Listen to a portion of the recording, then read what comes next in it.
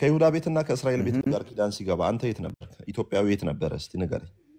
ኦኬ እኔ ኢትዮጵያዊ ይኸውልህ አሁን ለእስራኤሎችን እንትን ሲል እስራኤሎችን በሆነ ነገር ሲናገራቸው እዛ ላይ ያለው ትምህርቱ እኔንም ይመለከተኛል። ትምህርቱ ነው አሁን እዛ ጋር ያለው ነገር አይደለም እንትን የሚለኝ ትምህርቱ ግን እንጂ ኪዳኑ ይመለከታል። ቆይ ኪዳኑ እግዚአብሔር አምላክ ከእስራኤልና ከይሁዳ ቤት ጋር ኪዳን ሲገባ መጀመሪያ በግዝረት ኪዳን ሲገባ ነበር ካንተ ይመለከታል?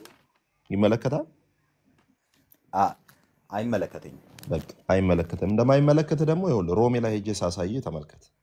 እንደማይመለከት ሮሜ ምዕራፍ 9 እነሱም እንዳይሰሙ ሊስቁብህ ይችላሉ እስራኤላውያን። እንዲህ ይላል ሮሜ 9 ላይ አይ ችግር የለውም። መጽሐፍ ቅዱስ ይኸውልህ ይጠቅምሃል።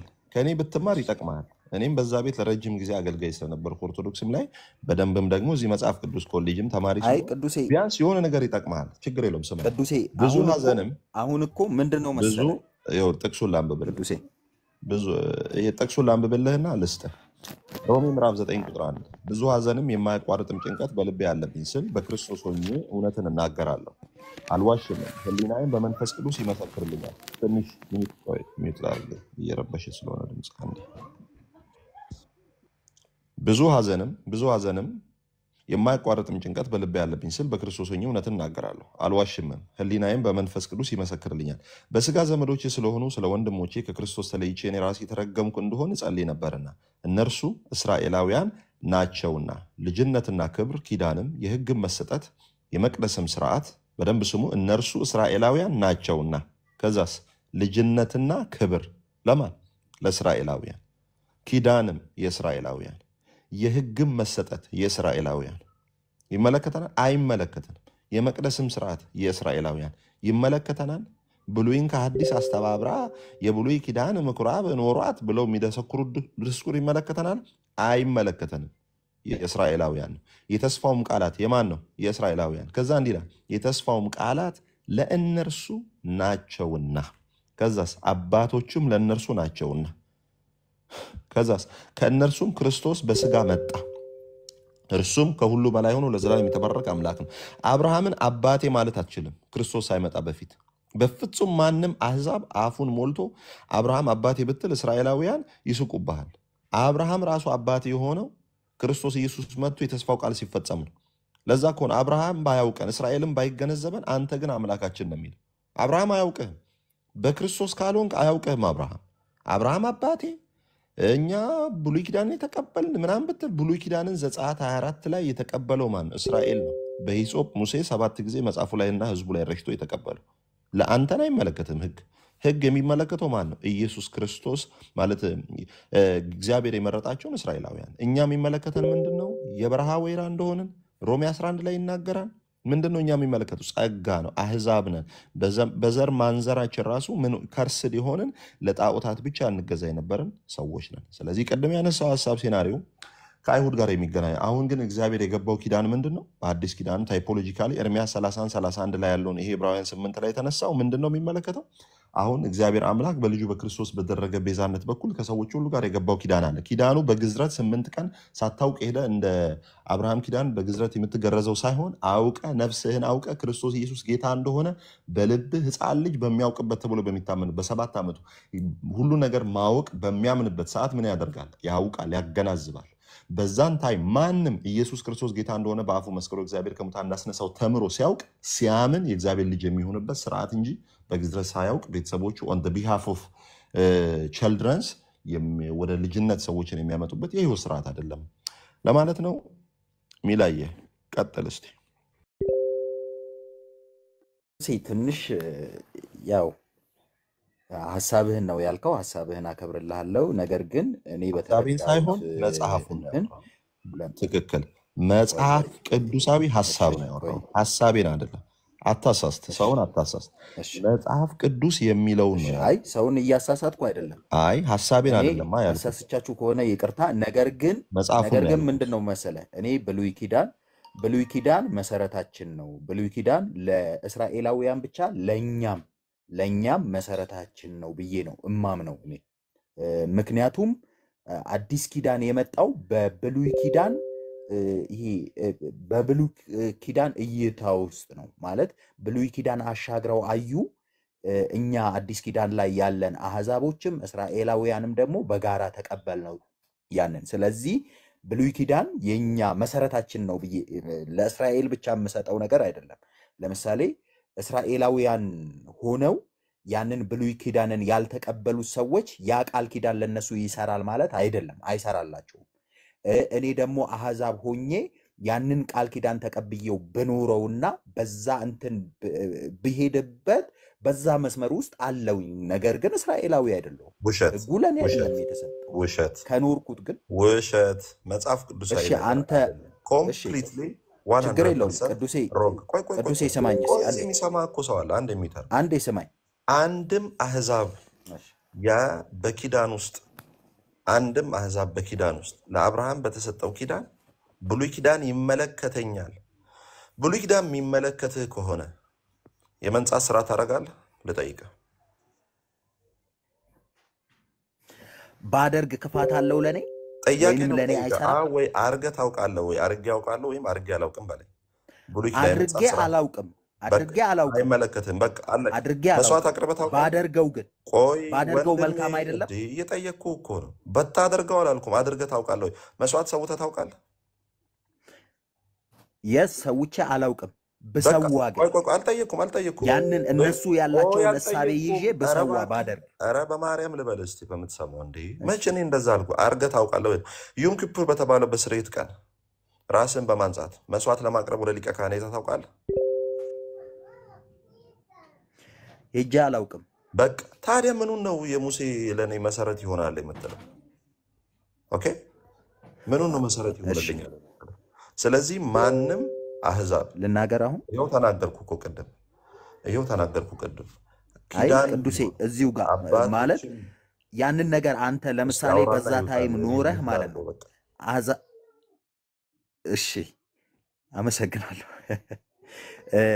አንተ በዛ ታይም ኖረህ አህዛብ ሆነ እነኚህ ለእስራኤላውያን የተሰጠውን ሕግና ስርዓት አምነህበት እውነትም ከእግዚአብሔር የመጣ ሕግ ነው ብለህ ተቀብለህ ብታደርገው ለአንተ ለአህዛቡ አይሰራም ወይ? ጥያቄ ነው። ሲጀመር ወደ ኪዳኑ እኮ አንተ አሁን እኮ የእውቀት ማነስ ስላለብን ወደ አብርሃም ኪዳን የሚገባው እንዴት ነው? ንገረኝ ንገረኝ። አንደኛ በዘር ነው፣ በዘር ሁለተኛ ደግሞ በመገረዝ ነው። የተገረዘ አህዛብ ንገረኝ እስቲ ከመጽሐፍ ቅዱስ ላይ። መጽሐፍ ቅዱስ ላይ የተጠቀሰ ነገር እርግጠኛ አይደለሁም። ነገር ግን በቃ ተው ሰራተኛ አድርጎ በእናትህ ሚላ፣ አሕዛብን በእናትህ ቢቀጥርና በቃ ያንን ተው ሚላ ሰራተኛ ሚላ፣ አትሞክር። በቃ ዝም ብለህ አትሞክር። በቃ ይቅርብህ። በቃ መጠመቅህም ትክክል አይደለም። የአህዛብንም ገና መጽሐፍ ቅዱስ አንብብ። ሌላ ጊዜ ብትመጣ ይሻላል ወዳጅ። መማር ከፈለክ በውስጥ አግኘኝ። መጽሐፍ ቅዱስ ላስተምር እችላለሁ። ልንማማር መንፈስ ቅዱስ ነው የሚያስተምር፣ እኔ አይደለሁም ማስተምር። ግን ዊካን ዲስከስ የእግዚአብሔርን ቃል ዲስከስ ማድረግ እንችላለን። ህግን አይደለም አንተ ሙሴ ራሱ የተቀበለው ሙሴ ራሱ አንገዳግዶት ኮሬብ ተራራ ላይ ሞቶ ቀርቷል። ህግን አትችለውም ወዳጅ። ራባዮችም አልቻሉትም። በክርስቶስ ኢየሱስ በማመን ወደሚገኘው ጸጋ፣ በክርስቶስ ኢየሱስ በማመን ወደ ዘላለም ህይወት እንድትመጣ እነግርሃለሁ። ኢየሱስ ክርስቶስ ይወድሃል። ጌታ ኢየሱስ እሺ ክርስቶስ ስላንተ ራሱን እሺ አሳልፎ ሰጥቷል። ስለዚህ አምናለሁ። እሱ ፎሎ አርገኝ፣ በደንብ ነው ማምነው፣ እንደሚወደኝ ፎሎ ለእኔ እንደሞተልኝ ምን እንዳለልኝ ፎሎ በደንብ አርገኝ። አምናለሁ። ነገር ግን እሱን ይሄኛውን ጥያቄ እንደሚወድ ደግሞ መልስልኝ። ቆይ አንተ ቆይ ቆይ የት ቆይ ወንድም፣ አንተ ጥያቄ ስምንተኛ ጥያቄ እሺ ጠይቀኝ። አ፣ በጣም ብዙ ጥያቄ ስላለኝ ነው ያው በቃ በውስጥ አደረግን ጠይቀኝ። እንግዲህ በቃ በውስጥ ጠይቀኝ። በቃ ፎሎ አርገኝና ፎሎ አርገኝና ፎሎ አርገኝ እሺ ፎሎ አርገኝና ስልክን አስቀምጥ። እኔ ከዚህ ከላይቭ እንደወጣው እያንዳንዷን ጥያቄህን ይኸው በቅዱሳን ፊት ቃል እገባልሃለሁ፣ ጽፌ እመልስልሃለሁ። እስቲ አርገኛል እንዴ? አያስከፍልም። አርገኝ፣ ተው አርገኝ። አረኩ እኮ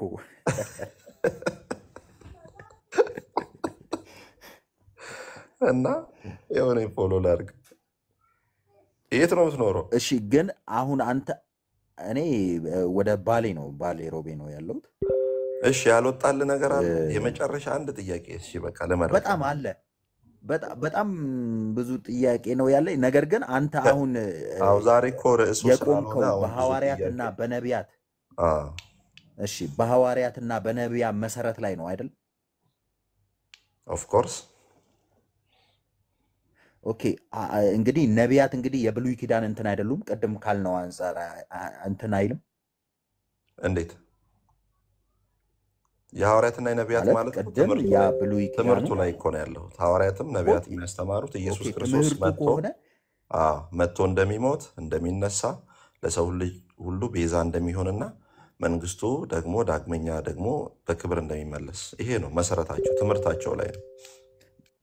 ከዚህ ውጭ ያንን ያምናሉ። የነቢያቱን ትምህርት በብሉይ ኪዳን ብቀበለው ነኝ ያንን የነቢያቱን ትምህርት በብሉይ ኪዳን ብቀበለው የሰማው ከአብርሃም ወገን እሆን ነበር? ከአብርሃም ወገን እሆን ነበር?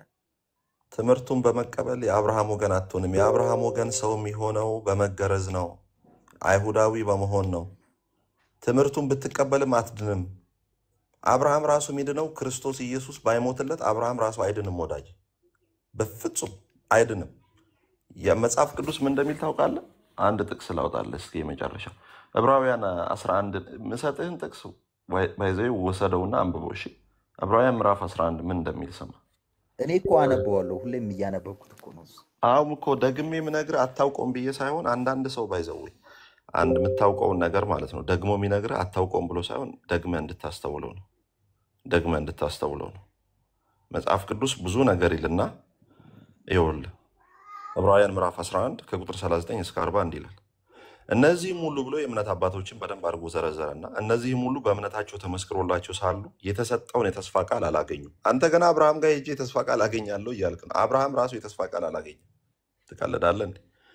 እነዚህም ሁሉ በእምነታቸው ተመስክሮላቸው ሳሉ የተሰጠውን የተስፋ ቃል አላገኙም። ያለኛ ፍጹማን እንዳይሆኑ እግዚአብሔር ስለ እኛ አንዳች የሚበልጥን ነገር አስቀድሞ አይቶ ነበረና። ማን? ክርስቶስ ኢየሱስ በመሞቱ ነው አብርሃም ራሱ የዳነው። ክርስቶስ ኢየሱስ መጥቶ በመሞቱ ነው። በዘር አሕዛብ ይባረካሉ ያለው ማንን ነው? ጌታ ኢየሱስ ክርስቶስን። ኢየሱስ ክርስቶስ ሞቶ በመስቀል ላይ ሲሰቀል ተፈጸመ ሲል ቴተለስታይ ሲል ለአብርሃም የሰጠው የተስፋ ቃል ኪዳን በእምነት በኩል የሆነ ወራሽነት፣ በመገረዝ በኩል ያልሆነ ስጋዊ ሸለፈትን በማስወገድ ያልሆነ ክርስቶስ ኢየሱስን በማግኘት በማመን ወደሚገኝ የዘላለም ሕይወት ሰዎች እንዲገቡ የዛ ቤንች ማርክ የሆነው የኢየሱስ ክርስቶስ ሞትና ትንሣኤ ነው ወዳጄ። ስለዚህ አብርሃምም ፍጹም የሆነው ዳዊትም ፍጹም የሆነው እነ ይስሐቅም ፍጹም የሆኑት እነ ዳንኤል እነ ዘካርያስ እያንዳንዱ ፍጹም የሆኑት በማን ነው? ኢየሱስ ክርስቶስ ለአብርሃም የተሰጠው የተስፋ ቃል ደግሞም ከአብርሃም በፊት ለአዳም እንደተናገረው ደግሞ የሴቲቱን ራስ ይቀጠቅጣል የእባቡን ራስ ይቀጠቅጣል ተብሎ የተነገረለት የእባቡን ማለት የሰይጣንን ሐሳብ ስራውን መጽሐፍ ቅዱስ እንደሚናገር የዲያብሎስን ስራ እንዲያፈርስ የእግዚአብሔር ልጅ ተገለጠ ተብሎ የተጻፈው የኢየሱስ ክርስቶስ መምጣት በምድር ላይ መገለጥና መሞቱና መነሳቱ የአብርሃም በረከት እንዲፈጸም ወይም ፋንክሽናል እንዲሆን ኦፕሬት እንዲያደርግ ያደረገው የኢየሱስ ክርስቶስ መሞትና መነሳት ነው። አብርሃም ጋር ሄዳለሁ ብትል አብርሃም ራሱ ና ተያይዘን ወደ ኢየሱስ እንሂድ እኔ ራሴ እኮ ተስፋ የለኝም ያለ ኢየሱስ ነው የሚል። ስለዚህ መጽሐፍ ቅዱስ ሲናገር እንደሚል ታውቃለህ፣ በሕግ ልትጸድቁ የምትፈልጉ ይላል ገላትያ ላይ። በሕግ ልትጸድቁ የምትፈልጉ ከክርስቶስ ተለይታችሁ ከጸጋው ወድቃችኋል ነው የሚል። ሁለት ነገር ነው እዚህ ውስጥ። አንደኛው ከክርስቶስ መለየት ሴፓሬት ማድረግ፣ ሁለተኛው ከጸጋ ደግሞ ፎል ትወድቃለህ። ከጸጋ መውደቅና ከክርስቶስ መለየት ደግሞ በጣም ከባድ ነገር።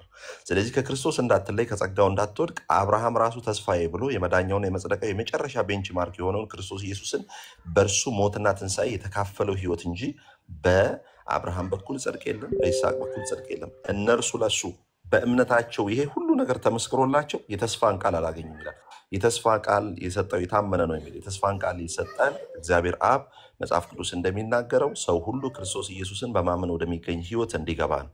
ወንድሜ ወደ አይሁድ ህግ ሄዳሉ ብትል ራሱ አይሁድ ሰንበትን አክብር የሚለው ብቻ ሰንበትን አክብር የሚለው ትእዛዝ ብቻውን ማለት ነው 40 ታልሙድ አለ። 40 ታልሙድ ማለት እንደሆነ ታውቃለህ? ቶራ የሚባለው ቶራ ማለት 613ቱ ህጎች ናቸው።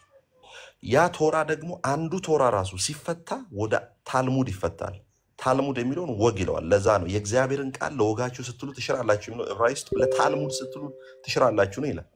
ይገርም አንዱ ሰንበትን አክብር የሚለው 40 ታልሙድ አለ። ከ40 ታልሙድ ውስጥ አንዱ ሊፍት እንኳን በእጃቸው አይነኩም። በሰንበት ቀን ከሚስቶቻቸው ጋር አይተኙም። ቢዝነስ ዲል አያደርጉም። ስራ አይሰሩም። 40 ትእዛዝ ነው የሚፈጽሙት በሰንበት ብቻ ማለት ነው። ስለዚህ እንኳን አህዛብ እስራኤላውያን ራሱ ህግን ለመጠበቅ አልቻሉም። ለምንድን ነው? ኢሳይያስ ራሱ እንዲህ ያለ እኮ ጥንቁቅ የሆነ ነቢያት በፖርሽን ረጅሙን የትንቢት ፖርሽን የተናገረውና ጃይንት ፕሮፌት ወይም አበይት ነቢያት ከሆኑት ውስጥ አንዱ ኢሳይያስ ራሱ ጽድቃችን የመርገም ጨርቅ ነው አለ። እሱ ጽድቃችን የመርገም ጨርቅ ካለ እኛ ታዲያ የት ወደ አብርሃም እንመለስ የምንለው? አብርሃም ራሱ አልቻለም እንዴ? ወደ አጋር ጋር ገባ እኮ ወደቀ። አብርሃም መስዋዕትን ሲያቀርብ እኮ አብሮ ከእግዚአብሔር ጋር በመስዋዕቱ መካከል አላለፈም። ለምን? አብርሃም መስዋዕቱን ቢያቀርብም እንኳን ድንገት ሊስትና ሊወድቅ እንደሚችል እግዚአብሔር ስላወቀ አብርሃም ሲተኛ በመስዋዕቱ መካከል አለፈ። ለምን? አብርሃምና እግዚአብሔር በመስዋዕቱ መካከል ቢያልፉ ምን ማለት እንደሆነ ታውቃለህ? እኔ አብርሃም ለዚህ ህግ እግዚአብሔር ወይ ባልገዛ ለዚህ ህግ ባልገዛ እንደዚህ መስዋዕት ልሰንጠቅ ብሎ ነው የሚያልፈው። አብርሃም ግን ከተኛ በኋላ እግዚአብሔር መጣ። ለምን? መሀል ላይ አብርሃም አጋር ጋር ገብቶ እስማኤል እንደሚወልድ ያውቃል። በኋላ ሄዶ እስማኤል ጋር ሲገባ ኪዳን የገባዋል አይደል? ይሄንን ኪዳን ካፈረስኩ እንደዚህ ልሰንጠቅ ብሏል።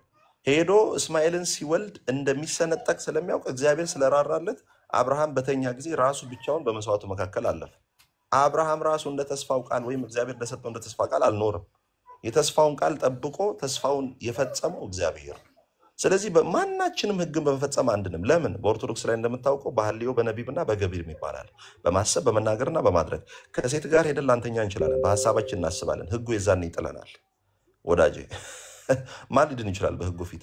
ክፉ አለማሰብ መጽሐፍ ቅዱሴ እኔ አይዶ ነው ለህይወት እየጠቀመ እንደሆነ ቅዱሴ እኔ አሁንም ህጉ ያድነኛል፣ ህጉ ይጠቅመኛል ምናምን አይደለም። አሁን ያልከው ነገር እንዳለ ትክክል ነው። ሁሉም ነገር የተጠቀለለው በክርስቶስ እንደሆነ በደንብ ነው ምናምነው። ቤተክርስቲያንም ይሄንን በደንብ አስተምራናለች። ነገር ግን ምንድነው መሰለ እያንዳንዱን ይሄ መሰረተ ቢስ የሆነ አካሄድ የለም። ሁሉም ነገር መሰረት አለው። ይሄ ለምሳሌ ብሉይ ላይ የነበረው ነገር ለአዲስ ኪዳኑ ጥላ ነው። ይሄኛው በዚህ ይሄኛው በዚህ ብለን ተምረናል። ያንን የተማርነውን ነገር ደግሞ ይዘን እንሄዳለን። ስለዚህ ይሄ የህፃናት የጥምቀቱ ስነ ስርዓትም ወይንም ደግሞ እኔ በህፃንነቴ ከእግዚአብሔር ወገን ነኝ ብዬ የመጠመቄ ዋናው ምክንያትም ይሄ ነው። ይሄም ምክንያት ደግሞ በደንብ አምኜ ተቀብየዋለሁ። ነገር ግን አንተ እንትን እላለሁ ምትል ሆነ በውስጥ ቆይ አሁን ወደ ኋላ እየመለስኩ ሐሰትህን ልታስገባ ነው። እኛ በሐዋርያትና በነቢያት መሰረት ላይ ታነጽ ነው። ብሉይ ኪዳን ለአዲስ ኪዳን ጥላ ነው፣ ታይፖሎጂ ነው፣ ጥላ ነው። ብሉይ ኪዳን አዲስ ኪዳን የብሉይ ኪዳን መገለጥ ነው። የትኛው ላይ ነው አንተ ታዲያ የህፃናት 40 እና 80 ቀናት ምቆ የሚለው? የለም አልከኝ ወንድሜ። የለም ካልከኝ በኋላ ለምንድን ነው የምትጨምረው? ለምን ተዋሻለህ? በቃ የለም። እንኳን አንተ መልሱን ቅድም ራስህም እኮ መልሰህልኝ ነበር። ምን አልከኝ መሰለህ? አንደኛ ግርዘት በጥምቀት ተለውጧል ብለኸኛል አልከኝ። ራስህ ነገርኩ። ግርዘት በጥምቀት ተለውጧል አልከኝ አይደል? በሆነ መገረዝ ሰው በእምነት መንግስት እንደሚገባ በእምነት በመሆን ወደ እግዚአብሔር ጥምቀት ማለት ደግሞ እሺ ችግር የለውም። ቀደም ያነበብክልኝ ክፍል ላይ ምን ብለኸኛል መሰለህ? ሰው ያመነ የተጠመቀ ይድናል፣ ወይንም የጌታን ይሄ ጥምቀቱን ያልተጠመቀ ሰው የጌታን መንግስት እንትን የማይል ማለት በዛ መስመር በጌታ በኩል መጥቶ አምኖ ያልተጠመቀ ሰው እንደማይድን ታምናለህ አይደለም? ሰው የእግዚአብሔር ልጅ ካላመነ የዘላለም ህይወት የለውም ወዳጅ። የስ ትክክል ነው። አሁን የእግዚአብሔር ልጅ ሆኖ ብቻ ሰው በክርስቶስ ኢየሱስ በማመን የዘላለም ህይወት አለ። በክርስቶስ ኢየሱስ ጎን የተሰቀለው ሰው የተጠምቋል? ንገረኝ። ሳይጠመቅ የዳነ ሰው አለ? በክርስቶስ ኢየሱስ ጎን የተሰቀለው ሰው የተጠምቆ ነው የዳነው? አልተጠመቀም። ቴንክ ዩ። ስለዚህ ለተለያየ እንደዚህ አይነት ለመሰሉ ጥያቄዎች መልስ ለማግኘት ለዚህ መልስ ልመልስ ለዚህ መልስ ልመልስ በውስጥ እሰጥሃለሁ። ቅዱሴ አንዴ ስንቱን ልመልስልህ ወዳጅ? እሺ ወስዳለሁ ስልክህን። ነገር ግን ምንድነው መሰለ ይሄ ከኢየሱስ ጎን ከተሰቀለው ሰውዬ ወዲህ ነው ጥምቀት ራሱ ትእዛዙ የታዘዘው አይደል እንዴ? ስለዚህ ያለ ጥምቀት ድኗል አይደል? ትእዛዝ ቢሰጥም ባይሰጥም ድኗል። አሁን እኛ ትእዛዝ ተቀብለን ሄጆች ነን። ጌታ ኢየሱስ ክርስቶስ ጀምረን ግን የታዘዝነውን ነገር ማርቆስ 16:16 ጌታ ኢየሱስ ክርስቶስ የተናገረው መቼ ነው? 16 ላይ ነው የተናገረው። ኢየሱስ ክርስቶስ በስቅለቱ ደግሞ በቀኙ ደግሞ የተሰቀለው ሰውዬ ደግሞ የተሰቀለው ማርቆስ 19 እና 20 ላይ ነው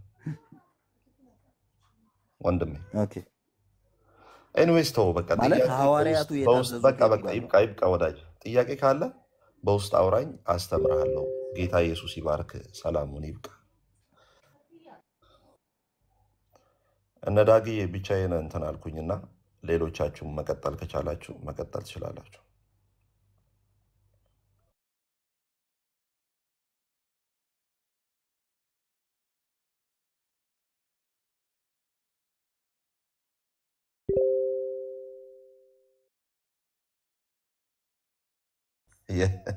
ኦርቶዶክስ የደም ጥምቀት የሚሏት ነገር አለ። የምን የደም ጥምቀት ነው ደግሞ? መስቀል ላይ የውሃ ጥምቀት ቀረ ማለት ነው። አምኗል፣ ተሰቅሏል፣ የደም ጥምቀት ተጠምቋል። ና እስቲ ፎሎ እንደራረግ፣ ና እናግባ። የደም ጥምቀትም አለ። ኦርቶዶክስ ቤት ስንት ጥምቀት ነው ያለው? የደም ጥምቀት፣ የጠላ ጥምቀት፣ ስንት ጥምቀት ነው ያለው? እስቲ እንጠይቀው። የደም ጥምቀት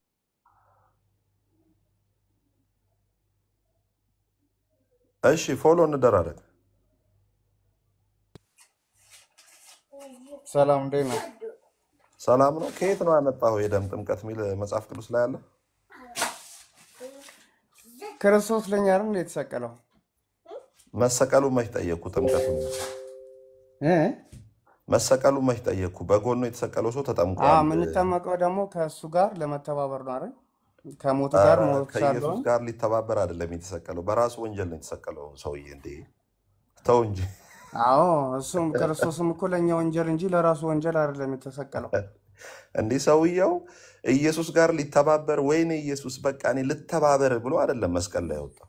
ወንጀል ሰርቶ ወንበዴ ስለነበረ ነው የተጠመቀው ማለት የተሰቀለው። ምን ሊሆን ነው? ክርስቶስ ተሰቅሎ ስታይ ራስህ እንደተሰቀልክ ነው ማሰብ ያለብህ። ክርስቶስ ምንም አላጠፋም፣ የእኛን ጥፋት ነው የወሰደልን። እሺ አንተ ከየት ቤተ እምነት ነህ? ኦርቶዶክስ ነኝ። ኦርቶዶክስ ላይ የደም ውሸት ልጅ ውሸት እያለ ነው።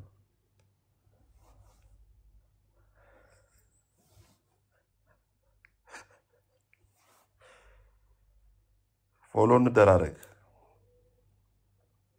ኢየሱስ ጋር ሊተባበር ነው የተሰቀለው እያለ ነው ወዳጆች። በራሱ ወንጀል የተሰቀለ ሰው የ2 ዓመት ህፃን ልጅ ነው። ውሸትና እውነት አይለይም። የ2 ዓመት ህፃን በደንብ አድርጎ ትልቅ ሰው ሲዋሽ። ኤኒዌይስ አንተ በስንት ቀን ነው የተጠመቀው? በ40 ቀን። በ40 ቀን ምን አምነህ ነው የተጠመቀው? አይ ቤተሰቦቼ ናቸው ያመኑልኝ። በእነሱ ነው የዳንኩት። ቤተሰብ በማመኑ ቤተሰባችሁ በማመኑ እናንተ ትድናላችሁ የሚል መጽሐፍ ቅዱስ ማስረጃ አለ? አንደኛ ቆሮንቶስ ምዕራፍ 7 ቁጥር 14 ድረስ ያንብቡ። ኦኬ ቤተሰቦች ሲያምኑ እናንተ ትድናላችሁ። እሺ ላውጣ። በውክልና እምነት ትድናላችሁ የሚል አንደኛ ቆሮንቶስ ስንት ነው? 7:14 7:14 ቴንክ ዩ። እሺ ያላመነ ባል በሚስቱ ተቀድሷልና ያላመነች ሚስት በባሏ ተቀድሳለች፣ አለዚያ ልጆቻችሁ ርኩሳን ናቸው፣ አሁን ግን የተቀደሱ ናቸው ይላል። ይሄ አሁን ስለ ዝሙት የተነገረ ሐሳብ እንጂ ስለ ጥምቀት የተነገረ አይደለም። ከዝሙት ነው የሚቀድሰው ማለት ነው። አዎ ስለ ዝሙት ህፃን አንዲት ልጅ ሴት ይዘሙታል ምክንያቱም ማለት ነው። ሰላም ነው ወዳጅ፣ ደህና ነው። ስለ ጋብቻ የተሰጠ መመሪያ ከሆነ ከላይ ጀምሮ ላንብብል ስለ ግን ጋብቻ ብዙ ስለ ነገር ጥምቀት እዛ ላይ ተካቷል አይደል? ቆይ ይኸው ከሁለት ጀምሮ ላንብብል። ነገር ግን ስለ ዝሙት ጠንቅ በደም ከአንድ ጀምሮ እንደውም ላንብብል። ስለ ጻፋችሁልኝ ነገር ከሴት ጋር አለመገናኘት ለሰው መልካም ነው። ነገር ግን ስለ ዝሙት ጠንቅ እያንዳንዱ ለራሱ ሚስት ትኑረው፣ ለእያንዳንዱ ደግሞ ለራሷ ባል ይኖራል። ባል ለሚስቱ የሚገባትን ያደርግላት፣ እንደዚሁም ደግሞ ሚስት ለባሏ። ሚስት በገዛ ስጋዋ ላይ ስልጣን የላትም፣ ስልጣን ለባሏ ነው እንጂ። እንዲሁም ደግሞ ባል በገዛ ስጋው ላይ ስልጣን የለውም፣ ስልጣን ለሚስቱ ነው እንጂ። ለጸሎት ተጉ ዘንድ ተስማምታችሁ ለጊዜው ካልሆነ በቀር እርስ በርሳችሁ አትከላከሉ። ራሳችሁን ስላለመግዛት ሰይጣን እንዳይፈታተናችሁ ደግሞ አብራችሁ ሁኑ። ዳሩ ግን ይህ እንደ ፍቃድ እላለሁ እንጂ እንደ ትእዛዝ አይደለም። ሰው ሁሉ እንደኔ እንዲሆን እወዳለሁና፣ እንዳያገባ ማለት ነው። እንደኔ እንዲሆን ዝሙት ለአገልግሎትም እንዲመቸው። ነገር ግን እያንዳንዱ ከእግዚአብሔር ለራሱ የጸጋ ስጦታ አለው። እንደዚሁ ደግሞ ሁለተኛው እንደዚያው። ላላገቡና ለመበለቶች ግን እላለሁ እንደኔ ቢኖሩ መልካም ነው። ስለ ምኞት ከመቃጠል መጋባት ይሻላልና። ሚስት ከባሏ አትለያዩ ከዝሙት አንጻር። ብትለያይ ግን ሳታገባ ትኖር። ከባሏ ጋር ብትፋታ ከባሏ ጋር ምንድነው ሳትጋባ ትኖር። ከባሏ ትታረቅ፣ ባልም ሚስቱን አይተዋት ብዬ የተጋቡትን አዝዛቸዋለሁ። እኔ ግን አላዝም አለ እንጂ። ሌሎችንም እላለሁ ጌታም አይደለም ከወንድሞች ያላመነ ባል ያላት ሚስትም ብትኖር ይህ ከእርሷ ጋር ሊቀመጥ ቢስማማ ትተው። ያላመነ ባል በሚስቱ ምን ያደርጓል? ተቀድሷልና።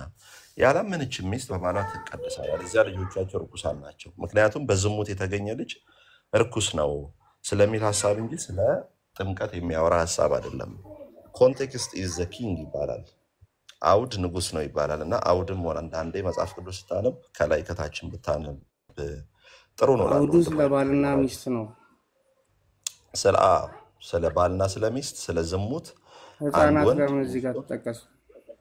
ህፃናት የተጠቀሱት አንዲት ሴት ከልጆቿ ከባሏ ውጭ ሄዳ ብትወልድ እነዛ እርኩስ ናቸው። በርኩስ ምክንያቱም መጽሐፍ ቅዱስ ሲናገር ጋብቻ ክቡር ነው መኝታውም ቅዱስ ነው ይላል። ስለዚህ በዝሙት የመጣ ልጅ ራሱ እርኩስ እንደሆነ የሚናገር ሀሳብ እንጂ ስለ ጥምቀት የሚናገር ሀሳብ አይደለም። አሁን እያልከኝ ያለው ህፃናት ይዘሙታሉ ነው? ኧረ ጌታ ኢየሱስ ወንድሜ የምትናገረውን ቃል እየመረች ህፃናት ይዘሙታሉ አይልም። ስለ ባልና ስለ ሚስት ነው የሚናገረው። የምን ዝሙት ነው ህፃናት? እኮ ታዲያ አንተ ስለ መቀደስ እየጠቀስኩልህ እንዴት ነው አንተ ወደዚህ አውድ የምትወስደኝ? አውዱ ራሱ እኮ ነው የሚናገረው። ከላይ ጀምሮ አይተሃል። ባልና ሚስት፣ ባል ሚስቱን ትቶ ሌላ ሴት ጋር መተኛት እንደሌለበት፣ ሚስትም ባሏን ትታ መሄድ አዎ፣ እንደሌለበት፣ በዚህ አውድ ውስጥ ደግሞ ስለ ስለ ዝሙት ነው ህፃናት የሚያወራው። ተጠቅሷል። አውዱ ስለ ህፃናትን እኮ ባልና የሚናገረው ሚስት ቢሆንም እሺ፣ ይኸውልህ ስለ አውዱ ባልና ስለ ሚስት ቢሆንም ባልና ሚስት ቢሆንም ስለ እሺ፣ እነሱ ፍሬዎች እያወራ ነው አይደል? ስለ ስለ እነሱ ቤተሰብ ፍሬዎች እያወራ ነው ከምን ማለት ነው። አንጻር ነው የሚያወራው? ስለ እነሱ ፍሬዎች ከምን አንጻር ነው የሚያወራው? ሰው ሚስቱን ትቶ ከሌላ ቢወልድ በዝሙት ልጅ ቢወልድ ልጆቹ የረከሱ ናቸው ነው የሚለው። ስለ ዝሙት ነው የሚያወራው። ስለ ጥምቀት አያወራም ወዳጅ።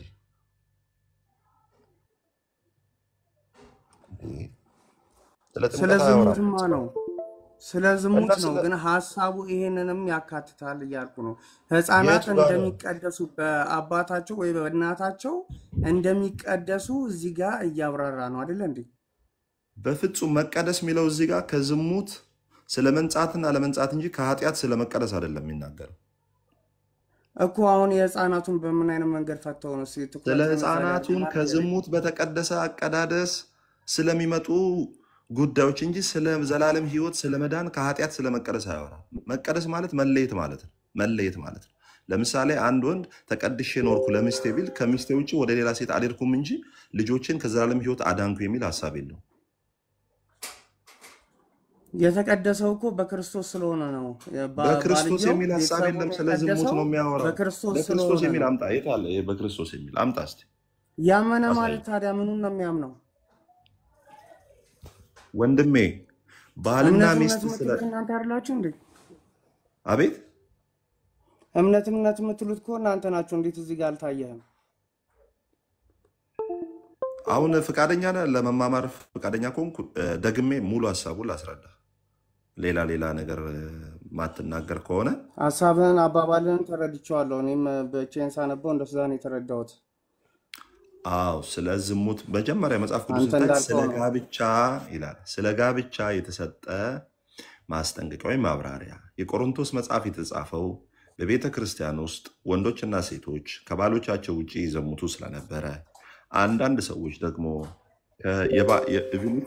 ስቴፕ ማማቸውን ወይም ይሄ የእንጀራ እናታቸውን ያገቡ ስለነበረ፣ ለጣዖት የተሰዋ ምግብ ይበሉ ስለነበረ ያንን ለማስጠንቀቅ ከዝሙት ጠንቅ የተነሳ ያስተማራቸው ትምህርት ነው። አሁን እዚህ ጋር ልጆች ይቀደሳሉ ሲል ምን እያለ ነው?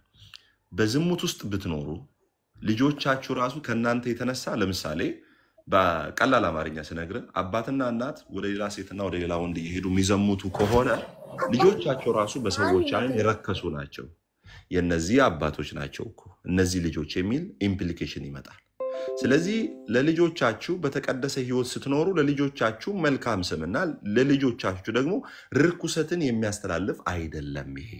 ስለዚህ ምንድነው ባልም ለሚስቱ በመታመን ሚስትም ለባሏ በመታመን በቅድስና ወይም በመለየት ቅድስና የሚለው ሐሳብ እዚህ ጋር መለየትን የሚያሳይ ነው። ግሪኩ ሃጋሲሞስ የሚል ቃል ነው ያለው እዚህ ጋር ቅድስና የሚለው ሃጋሲሞስ ማለት ሴፓሬሽን ማለት ነው። መለየት ለአንድ ወንድ ብቻ ለአንድ ሚስት ብቻ ስለመለየት ወይም በቅድስና ስለመኖር በታማኝነት ስለመኖር የሚያስቀምጠው።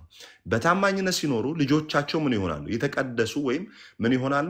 እንደነርሱ የተለዩ ወላጆች ልጆች ይሆናሉ። ካልሆነስ በዝሙት የሚመላለሱስ ከሆነ ልጆቻቸው ራሱ በሰዎች አይን የረከሱና ይሄ በውራጅነት የሚታዩ ስለመሆናቸው የሚያሳይ የመጽሐፍ ቅዱስ ሐሳብ እንጂ ልጆቻችሁ እናንተ ስላመናችሁ የዘላለም ሕይወት ይኖራቸዋል የሚል ሐሳብ የለው። ማንም ሰው በራሱ ጌታ ኢየሱስ ክርስቶስን እስካልተቀበለ ድረስ በቤተሰቡ እምነት አይድንም።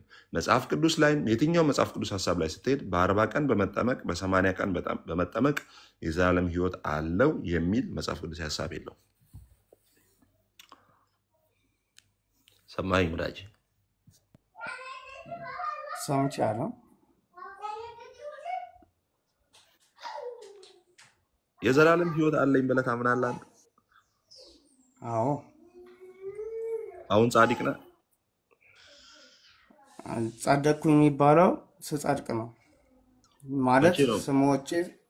ሞቼ መንግስተ ሰማያት ስንገናኝ ነው ጸደቅኩኝ ብዬ የምናገረው እንጂ አይ እኔ በድፍረት እኔ ራሳችሁን ዝቅ ዝቅ አድርጉን የተባለው ዝቅ ዝቅ እላለሁ። ዝቅ ዝቅ ማለት ባይዘዌ በራሴ ጸድቃለሁ ማለት ዝቅ ዝቅ ማለት አይደለም። ዝቅ ዝቅ ማለት እኔ አቅም የለኝም ጽድቄ ኢየሱስ ነው እርሱም በማመኔ ጸድቃለሁ ማለት እንትን አይደለም። ባይዘዌ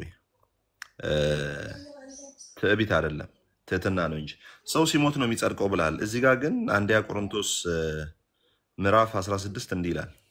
ምዕራፍ 6:11 ከእናንተም አንዳንዶች እንዲህ ነበራችሁ፣ ኃጢአተኛ ነበራችሁ፣ ነገር ግን በጌታ በኢየሱስ ክርስቶስ ስም በአምላካችን መንፈስ ታጥባችኋል፣ ተቀድሳችኋል፣ ጸድቃችኋል ይላል። አንተ ደግሞ ስሞት ነው የምጸድቀው ብለሃል።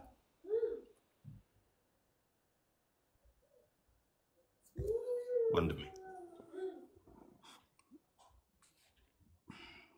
አለው እኔ አለ መጽሐፍ ቅዱስ ሲናገር በአምላካችን መንፈስ እኔ በጌታ በኢየሱስ ክርስቶስ ስም ዕለት ዕለት መዳናችሁን በመፍራትና በመንቀጥቀጥ መዳናችሁን ፈጽሙ ይላል።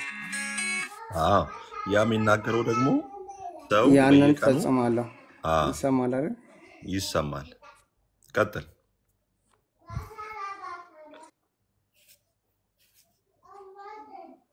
ይሰማል ወንድሜ ቀጥል። ይቅርታ ስልክ ገብቶብኝ ነው። ዲሌይ ታይም አለው መሰለኝ።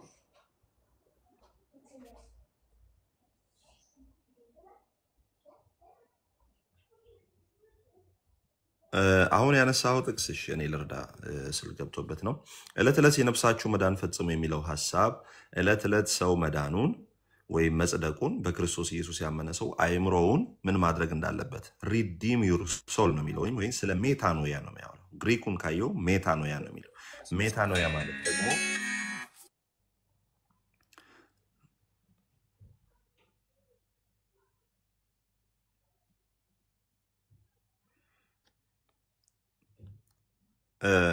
ይሰማሃል ወዳጄ? ይሰማሃል? እሺ እኔ አንድ ነገር ልናገርና ልጨርስ።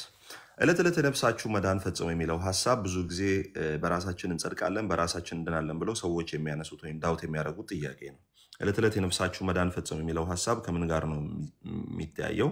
ሰው ልጅ በክርስቶስ ኢየሱስ ካመነ በኋላ ነፍሱን ለእግዚአብሔር ቃል በማስገዛት እግዚአብሔርን በመምሰል ለተቀደሰበት ወይም ለተለየበት የክርስትና ሕይወት ደግሞ ራሱን በማስለመድ ሁል ጊዜ ራሱን ለእግዚአብሔር በማስገዛት መንፈሳዊ የሆነውን ነገር በማስለመድ ዕለት ዕለት ራሱን ከዘረኝነት ዕለት ዕለት ራሱን ከክፋት መጠበቅ እንዳለበትና ሰው ከዳንና ከጸደቀ በኋላ ነፍሱን የእግዚአብሔርን ቃል በማስተማር ዕለት ዕለት መዳኑን ምን ማድረግ እንዳለበት ማሳየት እንዳለበት መግለጥ እንዳለበት በሰዎች ፊት በሰዎች ዘንድ የዳነበትን የጸደቀበትን ያንን ህይወት ስለ ፕራክቲካል ራይቸስነስ ወይም ስለ ተግባራዊ ክርስትና ወይም ስለ ተግባራዊ ጽድቅ የሚናገር ሐሳብ እንጂ መዳናችሁን ፈጽሙ ሲል ራሳችንን መዳናችንን የምንፈጽመው የሚል ሐሳብ አይደለም ያለው። መዳናችን የተፈጸመው መጽሐፍ ቅዱስ እንደሚናገር የመዳን ቀንድ የሆነው መዳናችንን በመስቀል ላይ ተፈጸመ ብሎ የፈጸመው ጌታ ኢየሱስ ክርስቶስ እንጂ ማናችንም በራሳችን መዳናችንን የፈጸም አቅም የለንም። ዕለት ዕለት የነፍሳችሁን መዳን ነው የሚል የነፍሳችሁን ነፍስ ሶል ማይንድ ሳይክ ማለት ምንድነው? ነፍስ ወይም ማይንድን ማይንዳችሁን ሁል ጊዜ የዳናችሁ ሰዎች የጸደቃችሁ ሰዎች ምን ማድረግ አለባችሁ? ማይንዳችሁን የተቀደሳችሁበትን መቀደስ አይምሯችሁን ሁሌ ለእግዚአብሔር ቃል አስገዙ፣ ሪዲም አድርጉ። ሁል ጊዜ በደንብ አድርጋችሁ የዳናችሁበት ድህነት እንደሚገባ መላለስ የሚያሳይ ራሳችሁ ዳን። እያወራው ትልቅ ሰው አይደለ ወዳጅ? እያወራው ነው አይደለ? ታወራለህ፣ እያወራው ነው። ስለዚህ የዳናችሁበትን ድህነት አይምሯችሁን ሁል ጊዜ ለእግዚአብሔር ቃል ከዚህ ይሄ ጋር የሚስተያየው ምንድነው? ሮሜ ምዕራፍ 12 ላይ ሪኒዋል ኦፍ ዘ ማይንድ ወይም ስለ ሜታ ነው ያ የሚናገረው ሐሳብ ምንድነው የሚለው?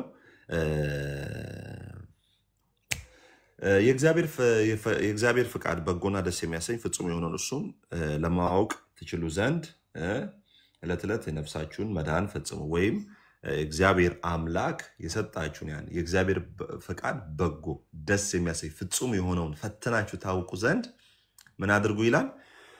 በአእምሮአችሁ መታደስ ተለውጡ እንጂ ይህንን ዓለም አትምሰሉ። የአእምሮ መታደስ የሚለው ሴም ግሪክ ወርድ ሜታ ነው የሚለው እዛም ገላትያ ፊልጵስዩስ መጽሐፍ ላይ ሜታ ነው የሚለው በአእምሮ መታደስ የነፍሳችሁ መዳን ፈጽሙ የሚለው አእምሮ መታደስ ወይም ሁል ጊዜ አእምሮን በደንብ አድርጎ በእግዚአብሔር ቃል ስለመሙላት ስለመማር በቆላሲስ ምዕራፍ 3:16 ላይ የእግዚአብሔር ቃል በሙላት ይኖርባችሁ እንደሚል እንደዛው ሰው የእግዚአብሔር ቃል በመሞላት ለእግዚአብሔር እንደሚገባ ሊኖር የሚገባ ይሄው ስርዓትን የሚያሳይ እንጂ ራሳችሁ ናችሁ የራሳችሁ መዳን የምትፈጽሙ ከተባለ ኢየሱስ እዚህ ጋር ሮሉ ዜሮ ነው የሚሆነው ማለት ነው።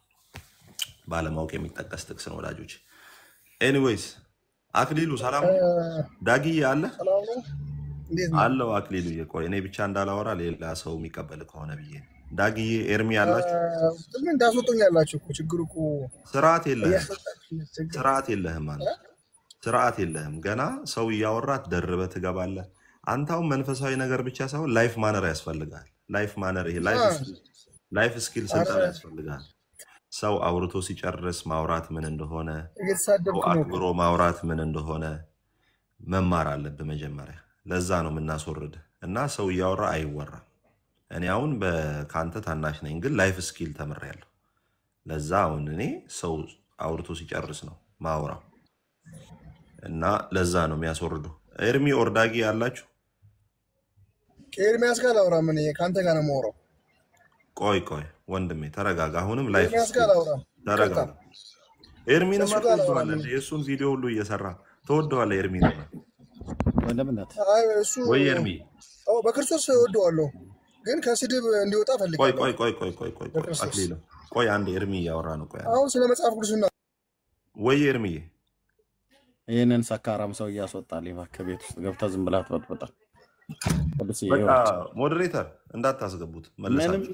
ምንም እኮ በቃ አሁን ያልከው አይነት እኮ ሰው ነው ራሱ የተግባቦት ህግ የለውም። የተግባቦት ህግ የለውም። ይጠጣል ይመጣል እኛ ላይ ነው እንትን የሚለው በስርዓት ስለሚጠጣ ማለት ነው። እና ይሄን ስትነግረው ሰደብከኝ ይልሃል። በቃ ሞቅ ሲለው ሲጨብስ ነው እኛ ጋር የሚመጣው። ይመጣና ተረጋጉ ዝም በሉ አፍከን ያዝ አንተ ጠገለ ያለው ረድክ ምናምን ነገር ብሎ ይልሃል። እና ቴንክ ዩ ወንድምነት ተባረክ።